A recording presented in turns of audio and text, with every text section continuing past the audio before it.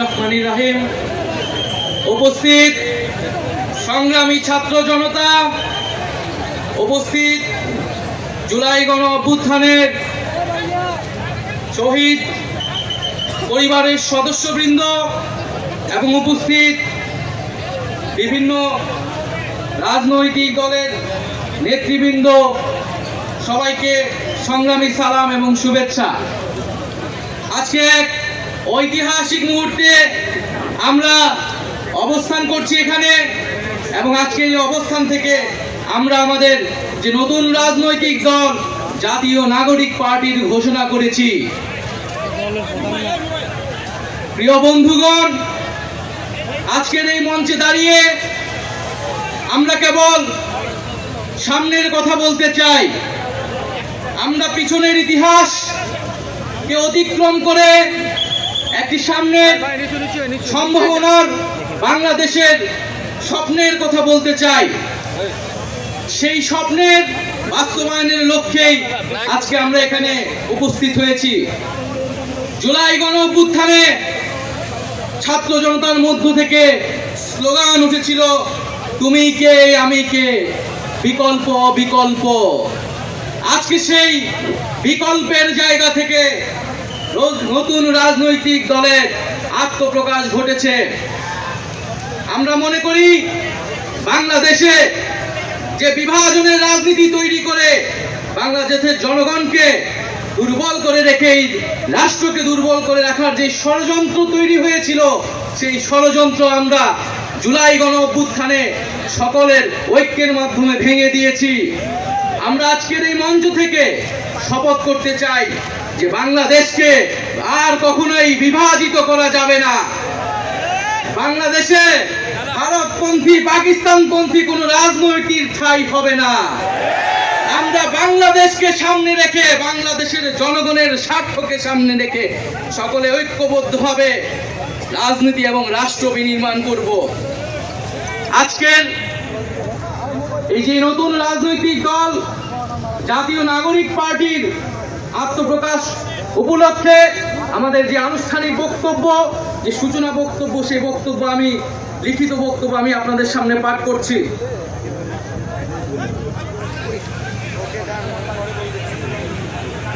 জুলাই 2024 ছাত্র জনতার গণ অভ্যুত্থানের প্রেক্ষাপটে বৈষম্য বিরোধী ছাত্র আন্দোলনের নেতৃত্বে এবং জাতীয় নাগরিক কমিটির উদ্যোগে আমরা বাংলাদেশের ছাত্র জনতা এই মর্মে ঘোষণা করছি যে আমরা হাজার বছরের ঐতিহাসিক পরিক্রমায় বঙ্গীয় বদ্বীপের জনগোষ্ঠী হিসেবে এক সমৃদ্ধ স্বকীয় সংস্কৃতি নিয়ে দাঁড়িয়ে আছি।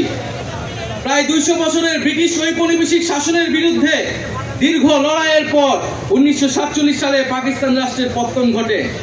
তবে শোষণ ও বৈষম্য থেকে এদেশের গণমানুষের মুক্তি মেলেনি তখনও।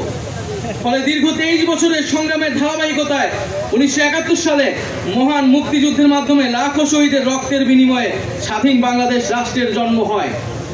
কিন্তু স্বাধীনতার পর দীর্ঘ সময় ধরে বাংলাদেশের জনগণকে বারবার গণতন্ত্রের জন্য লড়াই করতে হয়েছে। 1990 সালে ছাত্র জনতার বুকের তাজা রক্ত দিয়ে সামরিক স্বৈরাচারকে হটিয়েছে। তথাপি স্বাধীনতার 5 দশক পেরিয়েও আমরা গণতন্ত্র, সাম্য, মানবিক মর্যাদা ও সামাজিক ন্যায় বিচার নিশ্চিত করে এমন একটি রাজনৈতিক বন্দোবস্ত তৈরি করতে পারিনি। বরং বিগত 15 বছর দেশে একটি নিষ্ঠুর ফ্যাসিবাদী শাসন ব্যবস্থা কায়েম হয়েছিল, যেখানে রাষ্ট্রীয় প্রতিষ্ঠানগুলোকে ক্ষমতাসীন দলের স্বার্থে বেপরোয়া ব্যবহার করে গণতন্ত্রকে ধ্বংস করা হয়েছে। বিরোধী মতের কণ্ঠরোধ, গুম, বিচার বহির্ভূত হত্যাকাণ্ড, সর্বগ্রাসী দুর্নীতি ও অর্থ পাচারকে একটি রাষ্ট্রীয় সংস্কৃতিতে পরিণত করা হয়েছিল। জুলাই 2024-এ ছাত্র জনতা বিপুল আত্মত্যাগের মাধ্যমে এক অভূতপূর্ব গণ অভ্যুত্থানের মধ্য দিয়ে দীর্ঘ 1.5 দশক ধরে জেঁকে বসা ফ্যাসিবাদী সরকারের পতন ঘটিয়েছে। কিন্তু আমাদেরকে স্মরণ রাখতে হবে, হাজারো শহীদদের আত্মত্যাগের বিনিময়ে অর্জিত এই নতুন স্বাধীনতা কেবল একটি সরকার পতন করে আরেকটি সরকার বসানোর জন্যই ঘটেনি। জনগণ বরং রাষ্ট্রে পৃষ্ঠে জেঁকে বসা ফ্যাসিবাদী ব্যবস্থা বিলোপের মাধ্যমে একটি নতুন রাজনৈতিক বন্দোবস্তের আকাঙ্ক্ষা থেকে এই অভ্যুত্থানে সাড়া দিয়েছিল, যেন জনগণের অধিকার ভিত্তিক ও মর্যাদা ভিত্তিক একটি রাষ্ট্র পুনর্গঠিত হয়। সেই লক্ষ্য নিয়ে আমরা জাতীয় নাগরিক পার্টি এনসিপির প্রতিষ্ঠার ঘোষণা দিচ্ছি। এটি হবে একটি গণতান্ত্রিক, সমতা ভিত্তিক ও জনগণের প্রতিনিধিত্বকারী রাজনৈতিক দল। আমরা মনে করি জুলাই 2024 ছাত্র জনতার অভ্যুত্থান আমাদের সেকেন্ড রিপাবলিক প্রতিষ্ঠার লড়াই সূচনা করেছে। একটি গণতান্ত্রিক নতুন সংবিধান প্রণয়নের মাধ্যমে আমাদেরকে সাংবিধানিক স্বৈরতন্ত্র পুনঃপ্রতিষ্ঠার সকল সম্ভাবনার অবসান ঘটাতে হবে। আমাদের সেকেন্ড রিপাবলিক প্রতিষ্ঠার জন্য গণপরিষদ নির্বাচনের মাধ্যমে একটি নতুন সংবিধান প্রণয়ন আমাদের অন্যতম প্রাথমিক লক্ষ্য। আমাদের সেকেন্ড রিপাবলিকে জাতীয় স্বার্থ সুরক্ষায় শক্তিশালী প্রতিরক্ষা ব্যবস্থা গড়ে তোলা হবে। ভেঙে পড়া রাজনৈতিক, সামাজিক, অর্থনৈতিক ও সাংস্কৃতিক প্রতিষ্ঠানগুলো পুনরায় গড়ে তোলা ও তাদের গণতান্ত্রিক চরিত্র রক্ষা করা হবে আমাদের রাজনৈতিক অগ্রাধিকার। এর মধ্য দিয়ে কেবল আমরা একটি পরিপূর্ণ গণতান্ত্রিক রাষ্ট্র হিসেবে আবির্ভূত হতে পারবো।